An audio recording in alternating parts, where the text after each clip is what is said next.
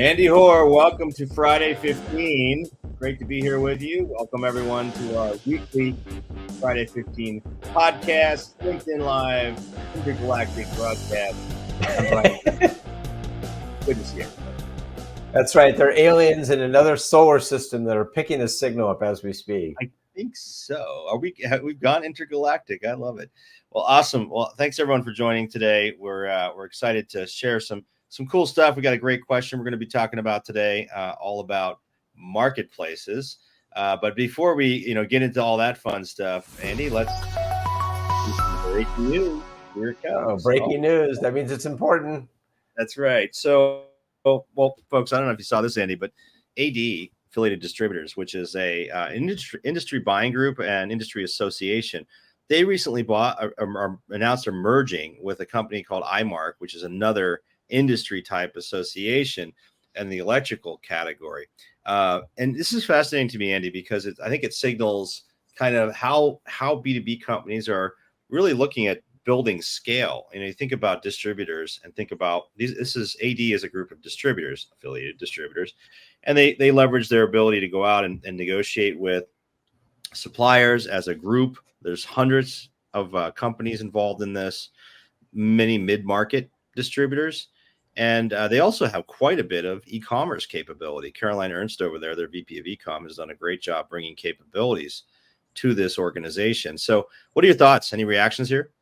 Yeah, we have a lot of people in the community who are in the Master B2B Forum who are members of, say, AED, for example, like Crescent and quite a few. Granite and Summit. Yep. So, but this just reinforces the age-old problem here for small distributors, independent distributors, which is there's a lot to be said for specialization and for geography. But scale matters more. And especially in today's world where you can order from anywhere and have things shipped from anywhere, it's go big or go home. Yeah. I also think this is a continued move to, compete with new entrants in B2B like Amazon, right? Where there's a high degree of scale and selection and buying power and all those things. So just interesting to see. And I think we're going to see more and more of this, particularly amongst mid-market as they try to effectively position themselves, against some of the big behemoths out there. So interesting news. So our topic today is all about first-party marketplaces. This has been a theme, Andy, right? For the last several years, really through the pandemic. We'll share some data in a moment, right? Where the marketplace model in B2B has so much excitement, potential, but as we've learned, also a lot of challenges, right, in terms of deploying. So we're going to share some data. We interviewed some folks ahead of this. The question is the first-party marketplace model working in B2B channels? So we're going to dive into that a little bit. And just to set the stage a little bit, I wanted to share a couple things. So there's confusion about this. What is an online marketplace? Let's start there. The authority of all things, Wikipedia. Those watching here can see. I always go to Wikipedia, right? I mean, it is the authority, right, Andy? That's right. Wikipedia or TMZ. That's the other one you go to, right? TMZ. We'll use them next week. So Wikipedia says it's a type of e-commerce website where product or service information is provided by multiple third parties. And in an online marketplace, transactions are processed by the marketplace operator, think Amazon, and then delivered or fulfilled by the participating sellers, with the marketplace operator typically earning revenue by taking a piece of the transaction. So if you're selling on Amazon, you're paying Amazon, usually it's 15% of the transaction, and you keep the rest of it, basically, from a retail perspective. And they facilitate it. They're the merchant of record. Now, you've talked about different flavors of marketplace. Those of you who can see this, I have a chart here showing different flavors of marketplace. We're not going to dive into all this, but the reason I wanted to share a little bit about this is because there are different types of marketplaces. And what we're talking about today are first-party marketplaces. These are marketplaces operated by a traditional B2B company, like a distributor or manufacturer. Also, vertical marketplaces, industry vertical marketplaces, where someone may launch in metals or chemicals or fasteners or medical products, launch a marketplace that goes and tries to address the needs of that B2B buyer in that format we described. So you've got companies like Partstown and Zorro and Volusion and Infra.Market and others that are, that use this model. So, and they tend to be somewhat, some of them often are more controlled or vetted, right? Where the sellers come in and they're vetted before they can list on the marketplace. And what we saw through the pandemic was that marketplaces were on fire. In fact, here's some data that shows that, and those of you looking, but I'll describe it, shows that B2B marketplaces during COVID emerged as the fastest growing channel in digital commerce. In 2022, growing to $130 billion, up from $56 billion in 2021. Huge growth numbers. And this garnered a lot of interest, Andy, right? From the venture capital and PE community. And so we were getting huge investments. You had companies worth billions of dollars. But since 2022, investment interest has really cooled. In fact, only 4 product marketplaces have received private equity investment this year. This is some data from Bowery Capital. Thank you guys for sharing this with us. They're talking about, really where the investment is going in goods. This is against more than 11 in 2023, and even more than that earlier during the pandemic. The investment, appetite for this model has cooled dramatically, and we'll go into why. But Andy, any thoughts on this or any comments on the data? I hate to use this analogy, but the marketplace frothiness reminds me a little bit of what happened during the early 2000s with the early .com boom. In one important regard is everybody thought they could scale and everybody thought they could win. And so during the pandemic, it was really about the endless assortment, adding more capability in terms of products, drop shipping things versus warehousing it yourself. In theory, just like e-commerce back in the day, back in the 2000s, made sense for everybody to do. But what everybody was unfortunately not focused on was profit. And back in the 2000s, it was about, grabbing mind share and grabbing scale. It didn't matter. Pets.com famously said, we don't care about, making money ever. We just want to own as much territory as we can. Well, I feel as a little bit of that went on during the pandemic because the opportunity opened up. So I think, what the market has reallocated its resources like most markets do. And people are now pushing back and saying, okay, I don't care about your GMV. I don't care about how many SKUs you have. All I really care about in the end is what's your profit look like. And so these guys are multiples of profit now. And I think you were going to share that, there are a couple of these companies that were valued based on their GMV and not their profit. And now there's a mismatch in the market, big time. Yeah, that's what Bowery told us, Andy. It's fascinating. So, back during the pandemic, top line, the total GMV, the merchandise value running through the marketplace was how these companies are being valued. They were conveying that, like Fair, which is a product marketplace for home goods and accessories. It's a B2B marketplace. It was valued at something like $12 billion. But then, these market dynamics shifted. And now those companies are being valued basically on their net revenue, not on the gross merchandise value, but actually what they're earning in revenue. And it's like a tiny percentage of the total GMV. And therefore, and think about that definition, commission, Amazon making 15%. It's analogous to these marketplaces. Fair, I think, charges maybe 20%, something like that. But, that doesn't support a $12 billion valuation. So what you end up with, is this situation where more like 500, 600 million based on a 3x multiple of profit. So 600 million versus 12 billion. Oops. Yeah, right. So it's a tough challenge. But why are these investments down? Why is the model challenging? Well, it's hard to scale it, and we heard this from the practitioners we talked to, and we'll share some there too. There's a lot of manual process. It's pretty extensive. The notion of a marketplace like e-commerce is you can automate and digitize a lot of these steps. But what the marketplace operators have found is there's a lot of hand-holding in onboarding suppliers and acquiring buyers. I mean, there's just a lot of manual process, and I think this also bears out with some of the software platforms too. With the companies that launch these platforms, for manufacturers, distributors, verticals, is that, even in building the marketplaces, there's a lot of bespoke stuff that has to happen. So even the tech side is highly manual and customized, right? Well, all the product catalogs are different. And Right. so, you have to harmonize those. I mean, one of the amazing things about Amazon is those ASIN numbers, where they've Right. got a standardized universal number for everything. Mhm. That's really hard to do. Now, we're going to talk Yes. about how maybe AI can help with that, but it's this onboarding process is very labor intensive. And so it's becoming more like these marketplaces are becoming like standard companies where they have a Yep. lot of account executives who are making sure the numbers or the catalogs are correct and making sure there's a lot of care and feeding Right. going on. And that just Right. ain't what tech companies are valued on. Well, that was the other point that Bowery made, is that marketplaces are staffed like tech companies, but they don't have the margins to support. Like, if you're a SaaS company, you're a software company, you've got great margin, gross margin. These guys don't have great gross margin, but they're staffed like they do. So you've got this Right. challenge in terms Which of you know what's going to overhead. happen is either the gross margin improves dramatically or the staffing will change dramatically. I think we know which one's going to happen.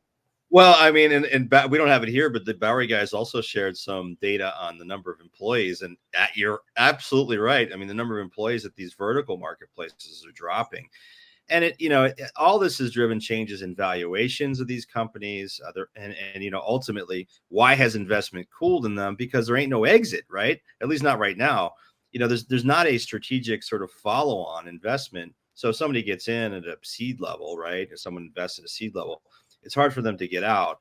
And then, the notion of a strategic, like a distributor buying a vertical marketplace in a category, I think still has a lot of promise, but it hasn't come to bear yet. Like, these distributors, as we'll show you in a second, they're launching their own marketplace. They're just do it themselves rather than buy somebody. At least that's been the trend. So, it's interesting. So we're seeing the, challenge in the vertical side. I think the promise is still there. And when we talk to folks like Teresa Kusky, who is the Maverick Kusky, one of our longtime not competitors, okay, combatants on our debates. She's at Chamfer now. She joined this company from Ergodyne, Ergodyne is a safety products manufacturer. She built their e-commerce. She's very sophisticated. She joined Chamfer a couple of months ago. Chamfer is a vertical marketplace focused on medical products. When we asked her what the top challenges were, she said, top three: life cycle in converting new suppliers is long and takes many touches. Exactly to the point we made earlier. It's a lot of work to get suppliers on board. Number two, building supply and demand at the same time.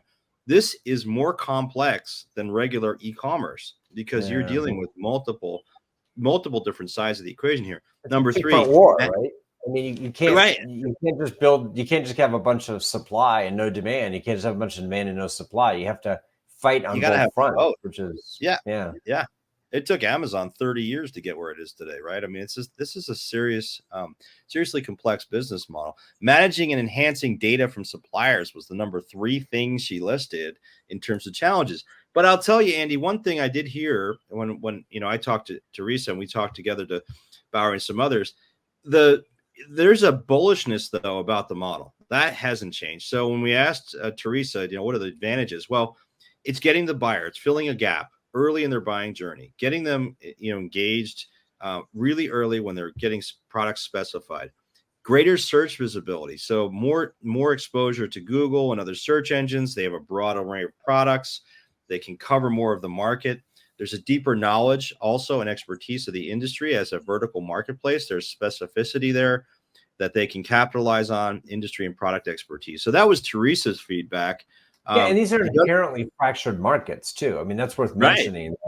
There are tons of suppliers, tons of buyers, and it's hard to kind of, establish an equilibrium between the two of them. And this is why Fair, for example, has done pretty well because, there's a lot of buyers, a lot of suppliers, a lot of, groups, and that nobody brings these groups together very effectively. So yes, in theory, this marketplace model makes sense. It's just the reality is a little challenging.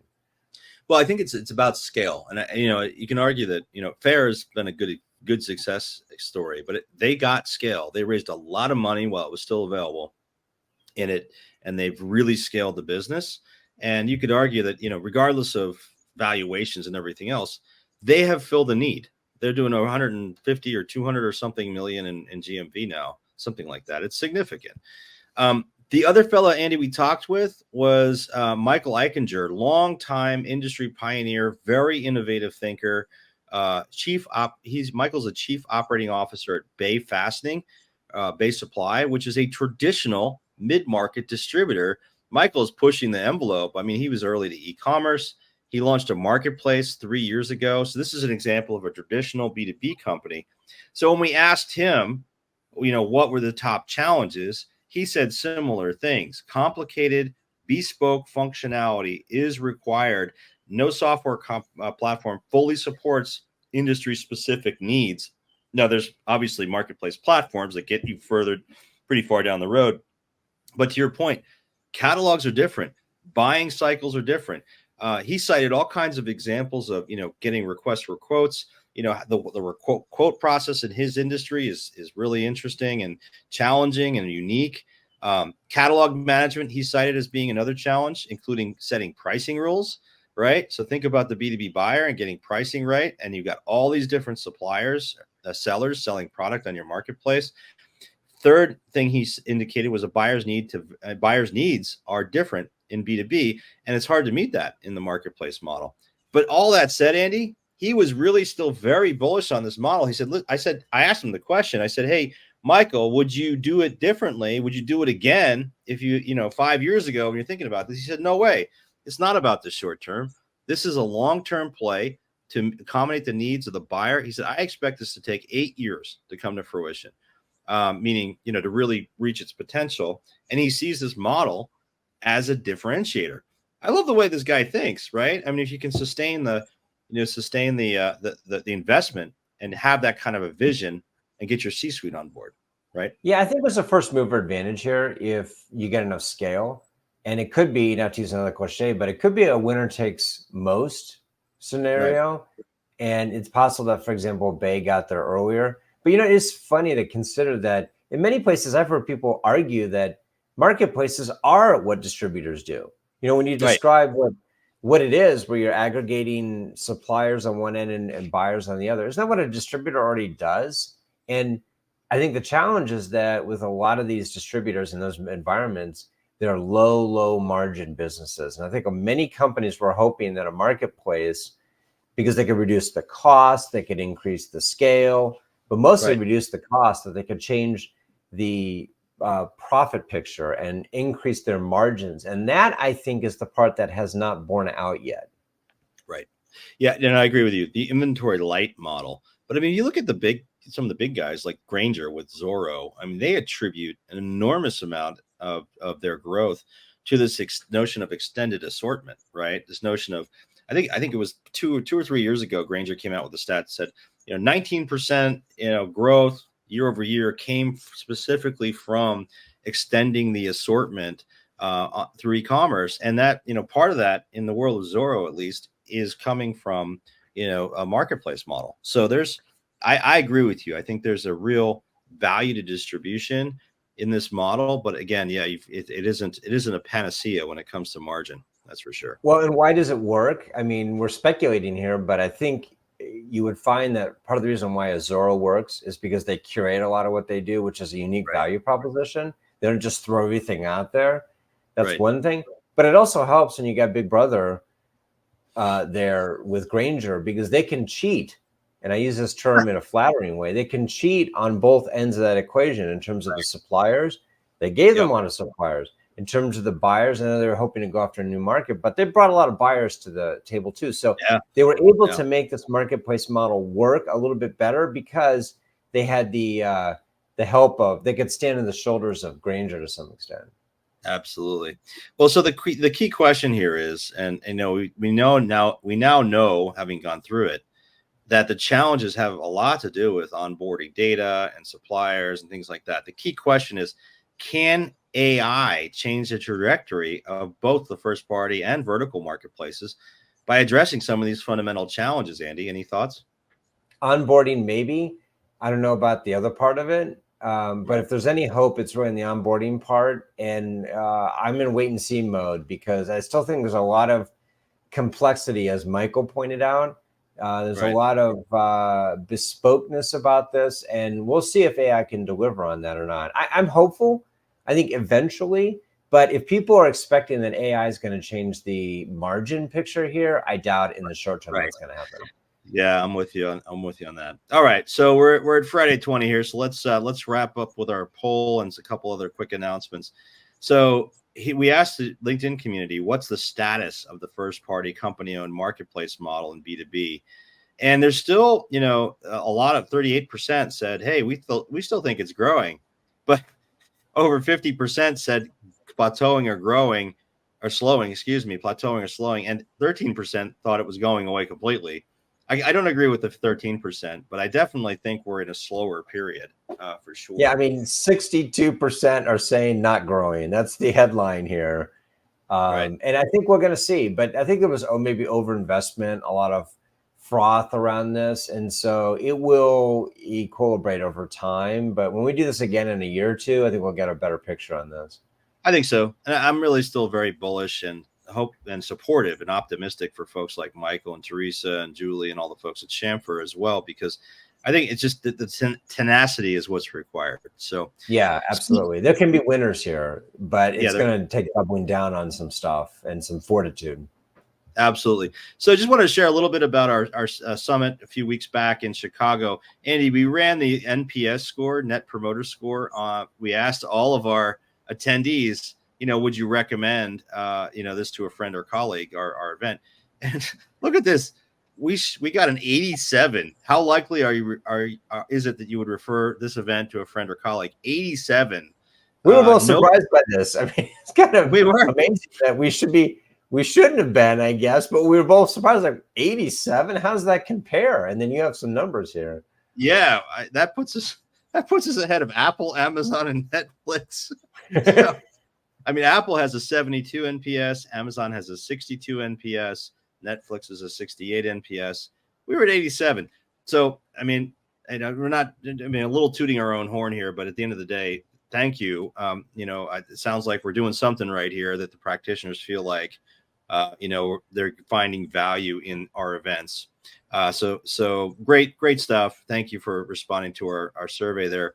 And to that point, we have just announced our fall 2024 Master B2B Executive Roundtables. We're holding 9 of them around the country: Denver, Chicago, New York, LA, Atlanta, Dallas, Minneapolis, Cleveland, and Milwaukee. If you go to our website, Master B2B, and click on events, future events, you can see all of these. You can sign up for them. There's no cost for practitioners to join us. 20 to 30 people in each market, beautiful locations. We start in the afternoon, have a 2-hour roundtable discussion followed by a wonderful dinner. And really excited for these coming up soon. And also want to remind folks about our forum. We have our interaction, no cost to join this, practitioners only. Please. So go ahead and go on our website, click on forum. You can apply for membership there and share all kinds of ideas and questions with your peers, all kinds of folks involved in e-commerce. So Andy, I want to remind everyone finally that our podcast, this is all available via podcast, all of our Friday 15 episodes, which turn into Friday 20 every week. Sorry, everybody. We're trying. But any final words for our audience before we wrap this week's episode, Andy?